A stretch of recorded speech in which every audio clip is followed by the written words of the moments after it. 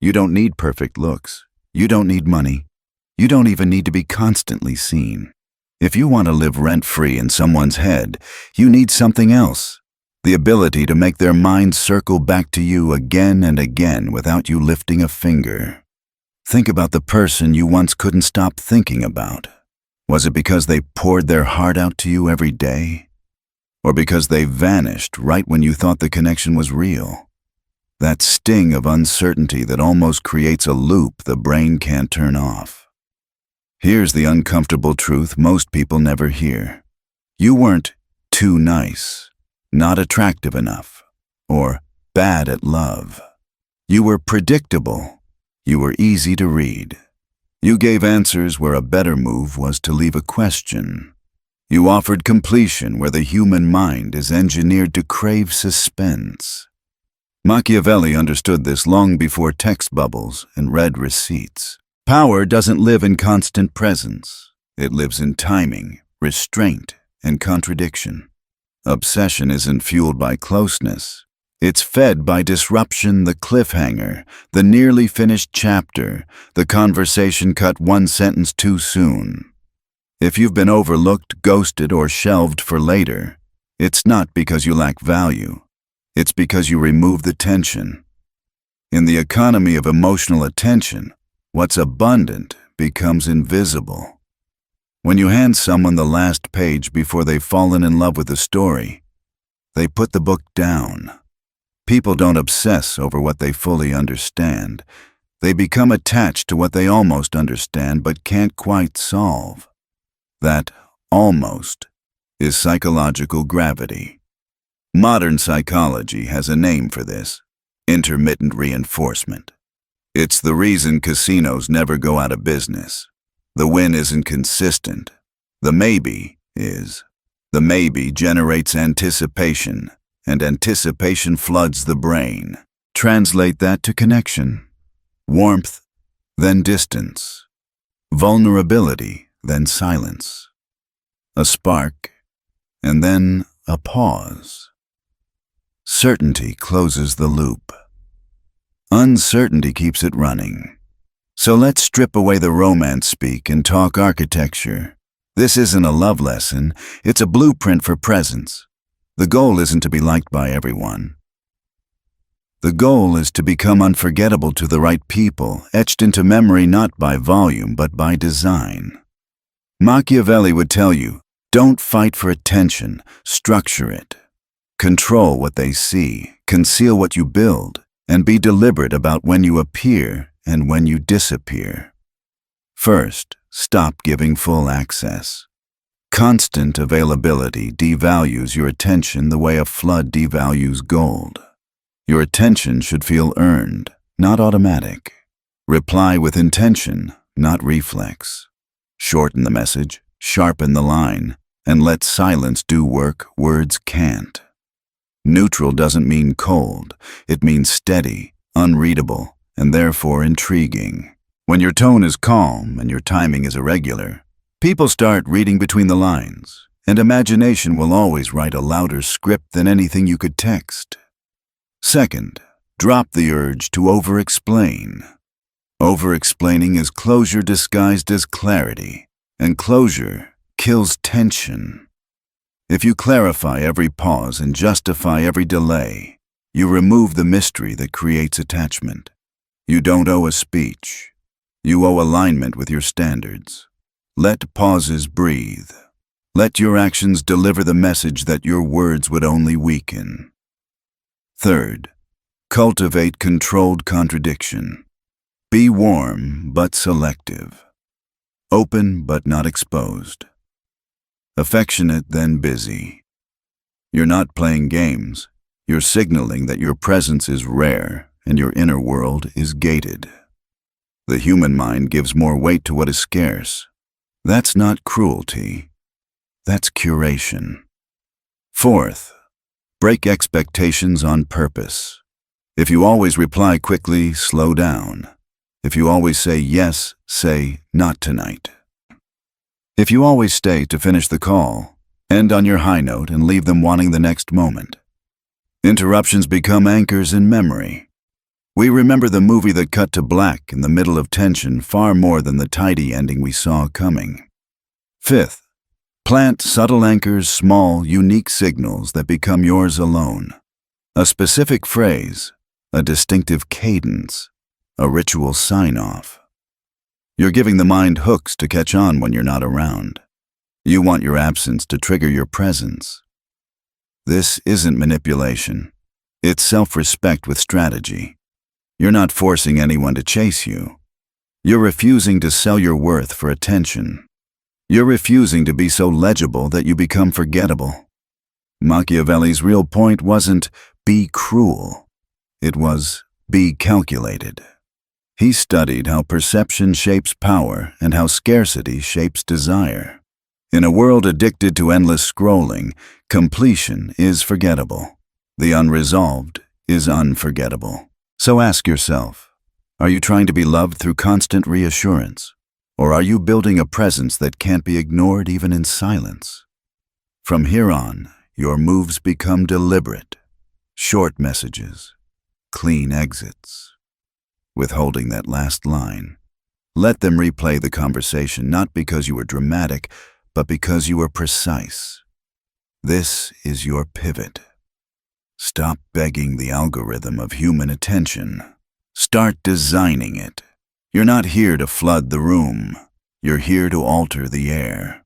And the moment you stop needing to be understood, you become the one people work to understand on their own, in the quiet, when your name pulls gravity and your absence hums like a held note. Let's get into the engine behind all of this, the mechanism that quietly decides who fades and who lives in someone's head on loop. The brain is not addicted to love. It's addicted to anticipation. Intermittent reinforcement is the switch that turns ordinary attention into fixation. Not consistent praise, not constant messages. It's the pattern that says, maybe. Maybe they'll reply. Maybe they'll show. Maybe this means something. That maybe is the electricity. It's the difference between a chair you sit on and a live wire you can't touch without feeling it for hours. You've already seen this pattern in your own life. A warm message, then a pause. A vulnerable moment, then distance. The brain starts searching for certainty, and not finding it, keeps circling back. Certainty ends the search. Uncertainty keeps the search alive. That's why overgiving rarely wins. It closes the loop, it solves the riddle, and solved riddles don't echo. So what pushes people out of your orbit? Usually 5 mistakes, fixable ones. Mistake 1, emotional overavailability. You poured your entire story into their hands before they learned how to hold it. You gave access, intimacy, and constant proof. But what the mind can map too fast, it discards just as fast. The fix, layer, don't dump. Let someone earn proximity. Think chapters, not a data upload. Share selectively. Reveal in arcs. Hold back the ending. Mistake 2, chasing clarity. You wanted to make them feel safe, so you explained your intentions, your delays, your tone. You narrated every silence. Here's the twist. Clarity, given too early, doesn't create safety. It erases tension, and tension is the thread that keeps them reading. The fix. Let ambiguity breathe. You don't need to be cryptic. You just don't need to annotate every move. If a pause has meaning, allow them to meet it. Mistake 3. Full access. Always reachable, always ready, always now. The paradox is brutal. Constant presence turns you invisible. When something is always available, the mind stops assigning it weight. The fix. Convert access into a privilege. Put your time on a schedule you control. Respond when you can offer quality, not when your anxiety needs relief. Your attention is currency. Stop handing it out like flyers. Mistake 4. Over-explaining. The temptation to justify everything. why you were quiet, why your tone changed, why you had to go. You think understanding will prevent loss. In reality, understanding gives closure, and closure folds the page. The fix: replace explanations with standards. Let your boundary speak. Let your calendar speak. Let your absence after a boundary violation speak loudest. Mistake 5. Giving emotional security too early. Guarantees before trust. Promises before patterns. The mind values what it risks losing. It ignores what it's already secured. The fix: imply more than you declare. Let consistency earn consistency. Let alignment earn closeness. Hint at loyalty: don't sell it wholesale on day 3. Now, where does Machiavelli fit? He wasn't a dating coach. He was a strategist of perception. He understood that power grows where people can't predict you. It is much safer to be feared than loved. If one must choose, is often misread as a call to cruelty. It's actually a call to asymmetry. When all your moves are legible, you surrender leverage. When your timing, tone, and presence are curated, you create gravity. People who can predict you don't have to think about you. People who can't stop predicting you can't stop thinking about you. Let's translate that into moves you can make today. First, manage timing. Don't finish a conversation at the peak. Leave on the high note. You're not ghosting, you're editing. Think of your interactions like scenes. End the scene while it's still alive, not after it's exhausted.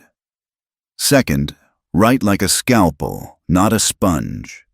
When they send a paragraph, answer with a line that carries weight. Calm, measured, not dismissive. Minimalism invites interpretation. Floods drown it. Third, break pattern thoughtfully. If you've been predictably warm, add restraint. If you've been distant, show a flash of presence that you don't immediately repeat. Unpredictability doesn't mean chaos. It means you refuse to be flattened into one setting. Fourth, craft a signature, something small and consistent that becomes unmistakably yours. A phrase, a rhythm, a parting ritual. You're installing a recall button in their mind. Every time life hits that button, it whispers your name. Fifth, curate your silence.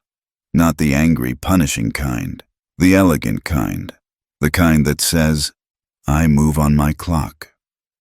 Your pause should feel like a held note, not a slammed door. If someone has earned you, they will learn your rhythm. If they haven't, your rhythm will filter them out for you. Finally, anchor identity. The most magnetic people don't chase reassurance because their standard is internal. You calibrate your schedule, your responses, your emotional availability to your mission, not to someone else's urgency. That's the subtext that compels attention.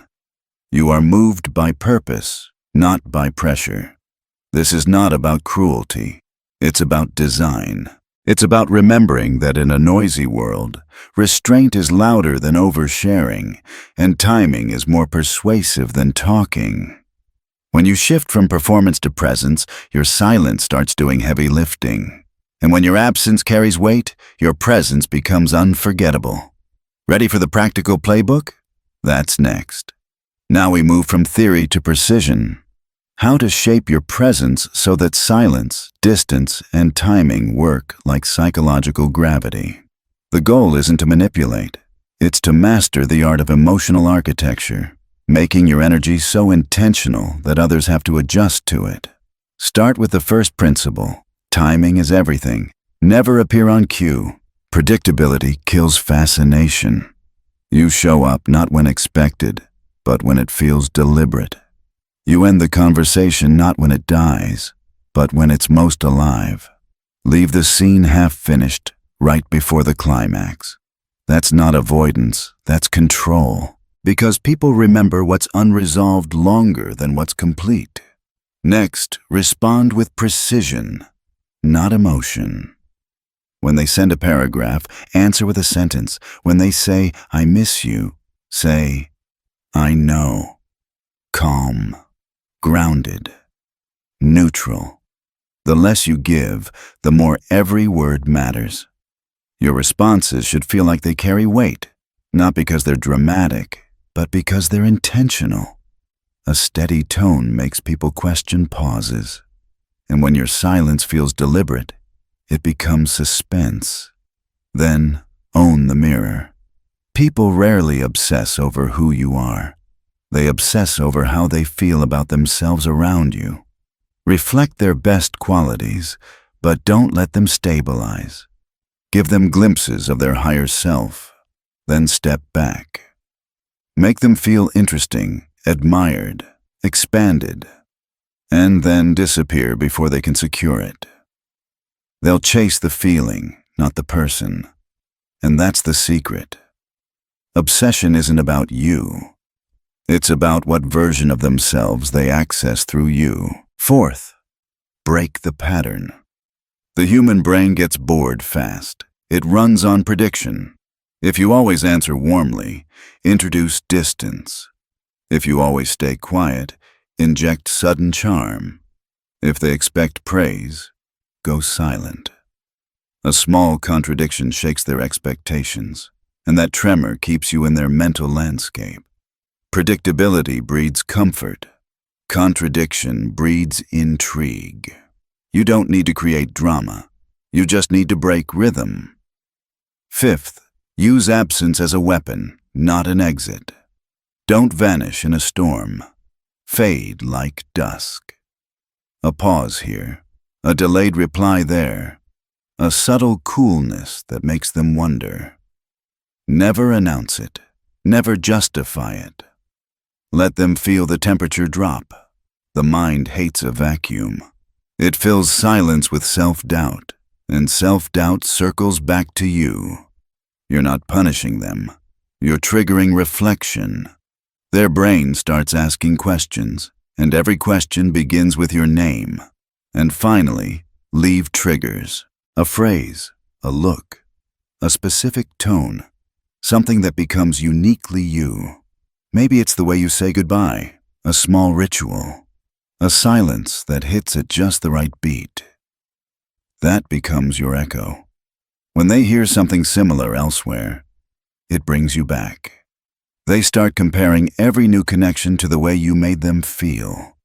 Even when you're gone, you're still in the room. This is not about manipulation. It's design. You're not forcing emotion. You're constructing an experience that lasts beyond the conversation.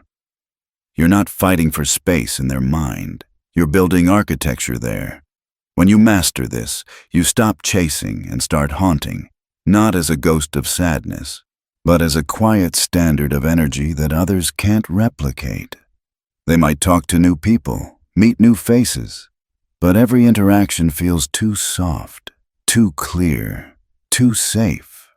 You've rewired their emotional scale. They crave the edge you gave them, the contrast, the spark that never closed. That's how obsession turns into mythology. When someone stops seeing you as a person and starts remembering you as a feeling. Machiavelli understood this centuries ago. He knew influence wasn't about proximity. It was about perception.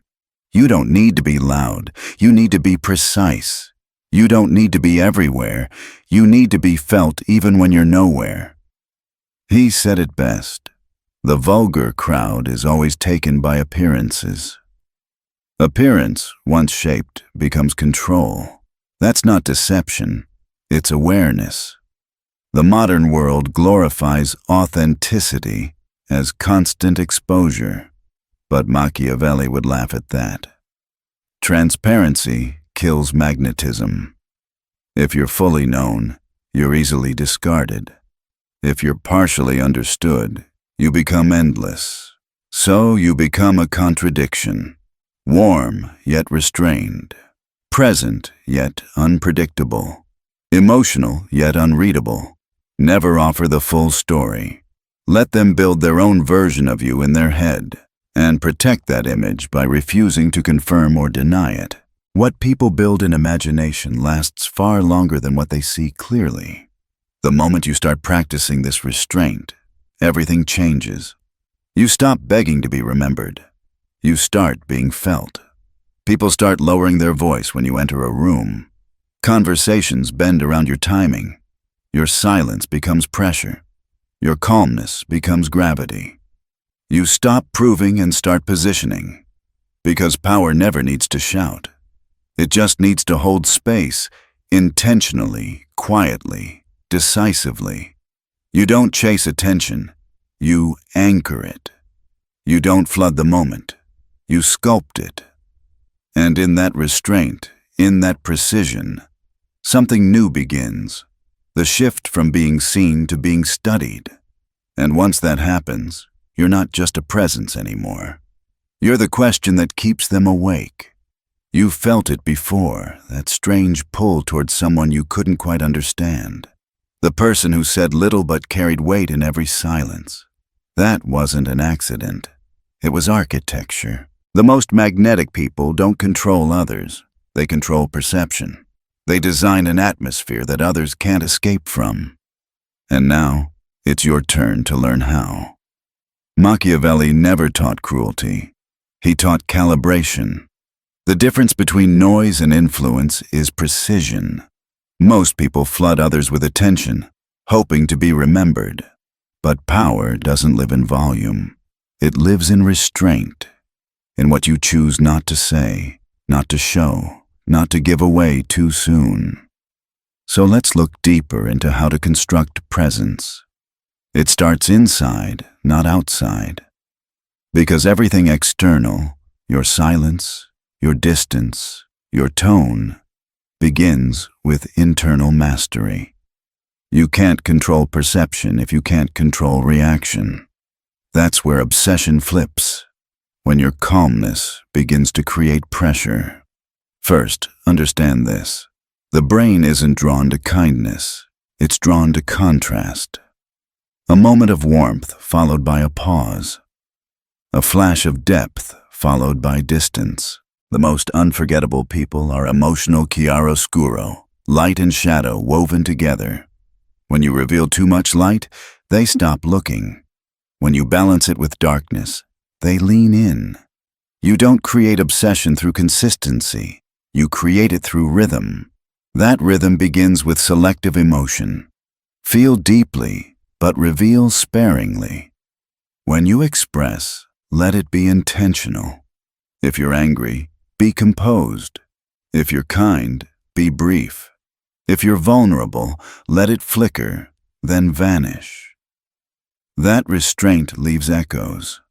It makes others wonder what else is hidden, what else you feel, what else you'll never say.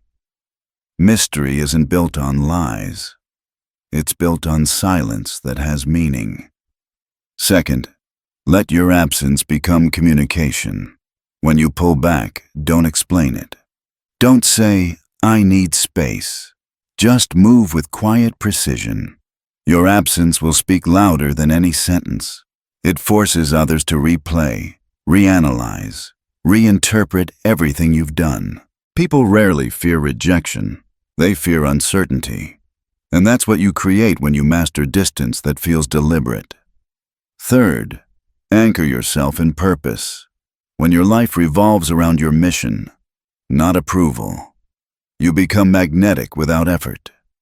Your energy stops chasing. Your silence becomes self-contained. People feel it, that you're not moved by validation, only by vision. Machiavelli understood this perfectly. When a ruler's emotions govern him, he's predictable. But when his purpose governs his emotions, his presence becomes unshakable. You can't haunt anyone until you're centered in yourself. Fourth, make every return feel earned. When you reappear, let it feel intentional. Never drift back casually. Make timing your signature. If you vanish, do it cleanly. If you return, do it sharply. Presence should feel like a privilege, not a favor. Each re-entry should feel like a season change, subtle, inevitable, but never cheap. Fifth, speak in layers, not paragraphs. The most powerful phrases aren't loud, they're loaded. Maybe. We'll see. I understand. These are weapons because they're open loops. They let others project meaning onto your restraint. They replay it later, trying to decode tone and intention. When you leave space, the mind fills it. And that's how you stay alive in their imagination. And then comes the refinement, the art of transformation. Once you stop chasing, your entire aura changes. You stop explaining your silence. You stop over-apologizing. You stop filling gaps with words. Stillness becomes your strategy. Every pause becomes intentional.